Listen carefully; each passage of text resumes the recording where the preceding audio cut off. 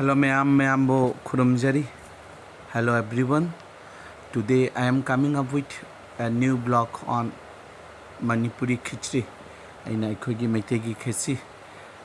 Aina ngasi haubagi mawong asi yengminasi amasung aina khechiga loinana aina ta uchari base alu pana tauraga alu gi bhaji ama khamen gi bhaji ama aduga potol gi bhaji ama dai morok akangba maki fry ama hojik aigi blog asi yengminasi amasung mayambo my hobby amasung mychakhum gi channel gi maikaidegi hananna kurumjari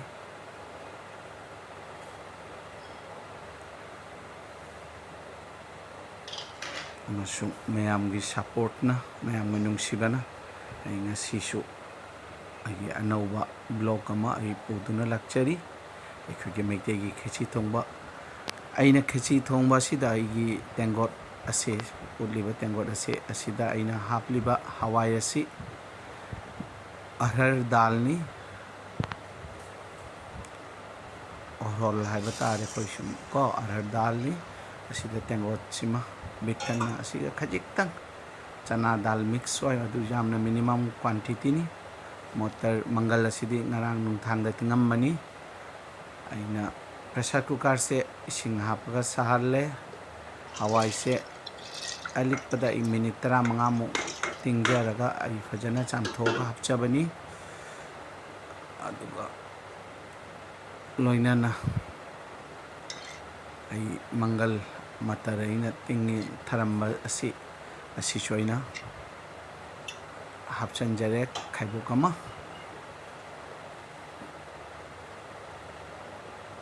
aina sida haptoribase haribo sing ai haribo hapchanjare tespata hapchanjare mana ani khak aduga sing aseina singjitna phajana sitlaga aina singi paste asijo asida hapchanjaragani singi paste asiga hapchanjare hacking asigi khechi asi pressure cooker da thongba khechi ni aduga ai thum as per the requirement ai hapchanjari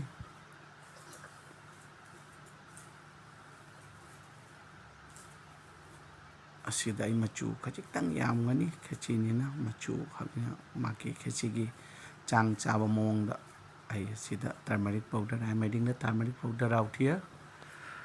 I will not put any chili powder out here. I chili powder siga add tawjaroi chili powder half bajai ai chili powder ai add tawjadre angang sing chaba yawbanina ai sai hai nene aina aduna ai chili powder add tawjadre chili powder add tawjai add tawdra karigumba kaiba leke aina hojik hapchali basi awa padigam manani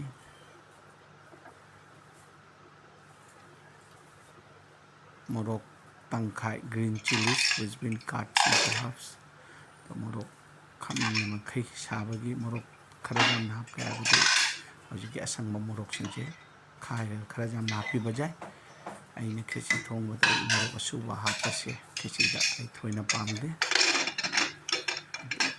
aduga ai hojik pressure cooker da city amakhak kambai ngaijari in the meantime ai maroi nakopi awa padigam sina paspuran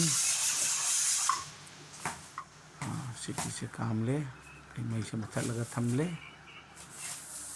aina khang se ga thau sahalle asom so ai chengole cheng se ga hawai se ga equal proportional di khechi hawe ali ado aina equal li khachitang helale cheng na ado hen bagi mathau ta dabani khechi shwai law ga hardi hawai ga makka proportion mana rabadi aduna hen be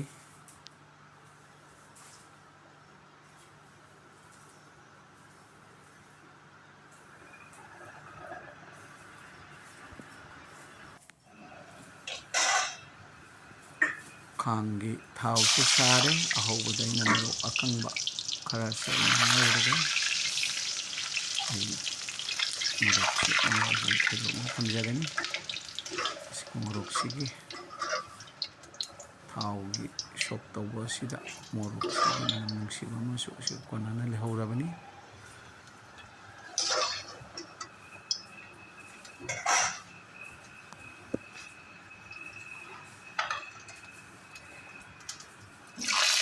ꯑꯩ ꯄꯥꯁꯄꯨꯔꯣꯟ ꯍꯥꯞꯆꯔꯦ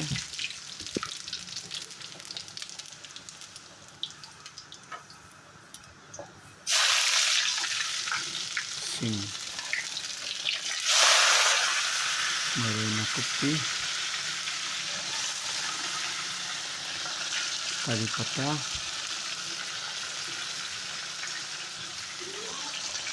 ꯑꯋꯥꯊꯕꯤ ꯃꯅꯥꯁꯦ ꯑꯁꯨꯝ ꯈꯔ ꯉꯧꯖꯔꯦ ꯁꯤꯗ ꯃꯁꯤꯒꯤ ꯃꯣꯔꯅꯤꯡꯋꯥꯛꯇ ꯐꯪꯅꯔꯛꯄ ꯃꯥꯔꯀꯦꯠꯇꯒꯤ ꯂꯧꯖꯔꯛꯄꯅꯤ ꯑꯩꯒꯤ ꯃꯔꯣꯏꯁꯤꯡꯁꯦ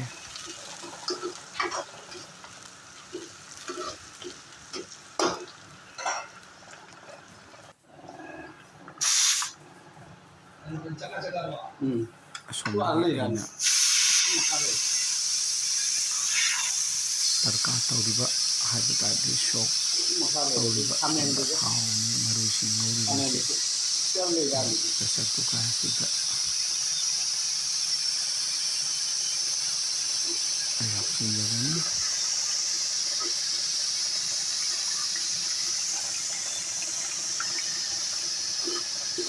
city ꯑꯁꯤ ꯈꯔ gas ꯂꯩꯕꯗꯨꯅ ꯊꯥꯗꯣꯛꯆꯔꯤ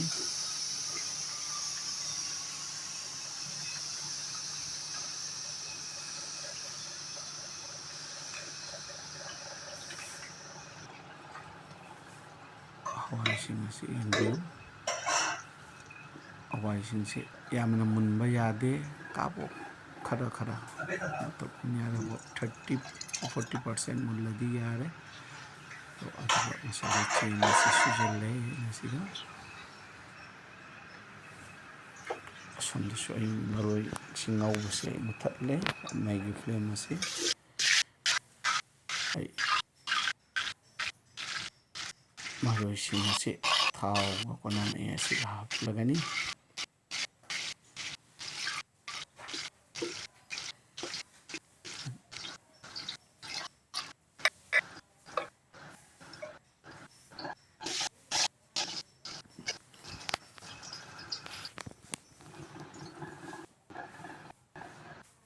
ꯑꯩ ꯘꯤ ꯆꯥꯃꯆ 2 ꯍꯥꯞꯆꯤꯟꯖꯔꯒꯅꯤ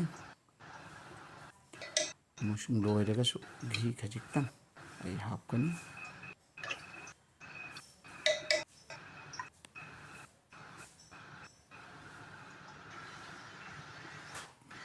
ꯏꯁꯤꯡ ꯈꯦꯆꯤꯒꯤ ꯆꯥꯡꯒꯤ ꯃꯊꯧ ꯇꯥꯕ ꯃꯇꯨꯡ ꯏꯟꯅ ꯏꯁꯤꯡ ꯍꯥꯞꯆꯔꯦ ꯀꯨꯀꯔ ꯑꯁꯤꯗ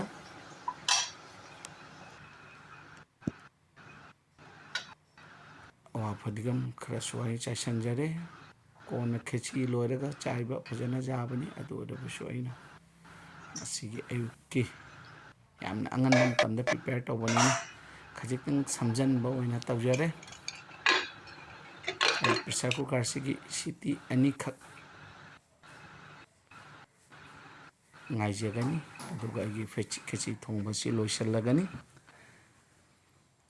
ꯌꯥꯝꯅ ꯁꯝꯅ ꯁꯣ ꯏꯟ ꯗ ꯃꯤꯟ ꯇꯥꯏꯝ ꯑꯁꯣꯝꯗ ꯑꯩꯅ ꯑꯁꯤꯗ ꯑꯩꯅ ꯈꯥꯃꯦꯟ ꯑꯁꯤꯗ ꯑꯩꯅ ꯃꯔꯣꯏ ꯃꯆꯨ ꯖꯤꯔꯥ ꯑꯩꯒꯤ ꯁꯦꯝꯖꯕ ꯃꯔꯣꯏꯗ ꯄꯥꯎꯗꯔ ꯑꯗꯨꯒ ꯊꯨꯝ ꯍꯥꯞꯆꯤꯜꯂꯒ ꯑꯩꯅ ꯐꯖꯅ ꯇꯣꯠꯂꯒ ꯈꯥꯃꯦꯟꯁꯦ ꯍꯥꯟꯅ ꯉꯧꯖꯔꯤ ꯑꯁꯨꯝꯅ ꯈꯥꯃꯦꯟ ꯚꯥꯖꯤ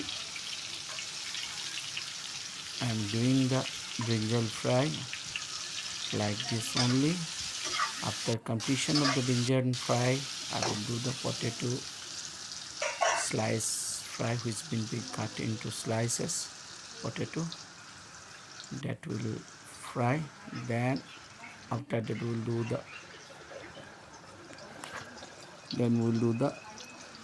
potol.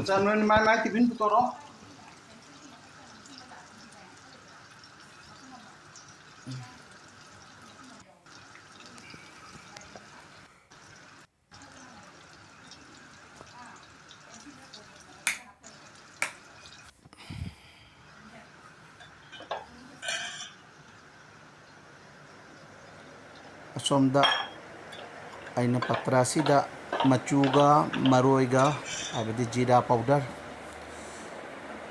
ani se mix tawre asida maroi nakupi kharaga ising khatang hapchalaga thunga adugi matungda aina alu slice kakchariba alu si aina fajana tocharagani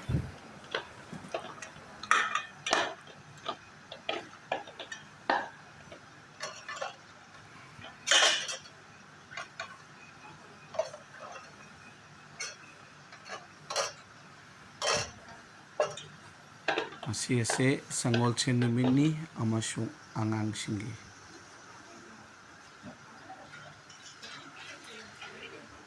hayandi teachers day suni.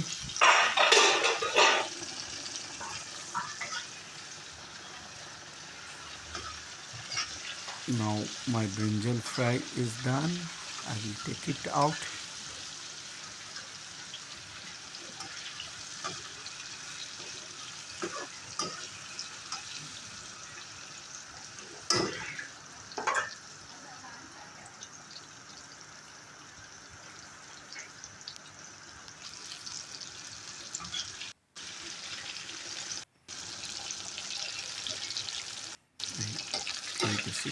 Kambasida ay khamen ngawbase asumay tuna lupokchari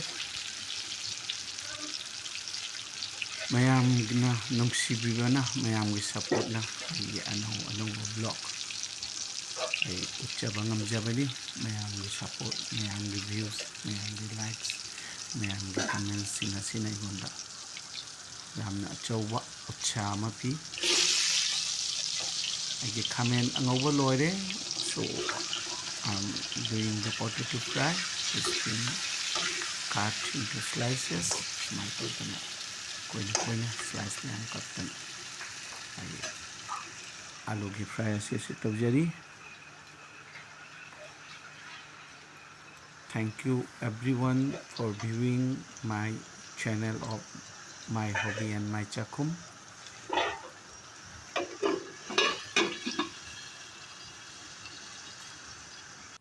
I'm very grateful of your very big supports, your views, your comments, your likes, your subscribes, and for your very precious time.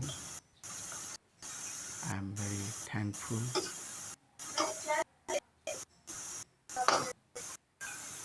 I would like to thank all of you very much for your very precious moments given to my channel, My Hobby and My Chakhum. The aloo fry is done. So aigi ngasigi blog on Manipuri Khechri, Mitegi Khechri. Khechri se ismai to ni biro yamna fajare maroising pam fajana text sasinga munna jing biro fajana mulle khechri se aina machu khajitang hapai wat ki ado khajitang hena hapadi amkana fajagadabani and we'll do in the later part.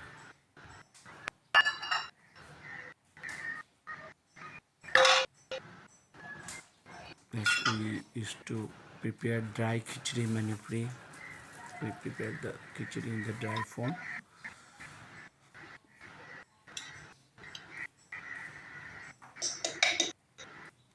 Ghee asi hapsanjare masagi lemhuba thau samaru sim hapsalaga fajana tochare tocharaga ina patrada khaidokchare sumai tawdana asida. So I'm serving like this. Just have a look. Fry sing ase aina plate ase serve to. Thank you everyone.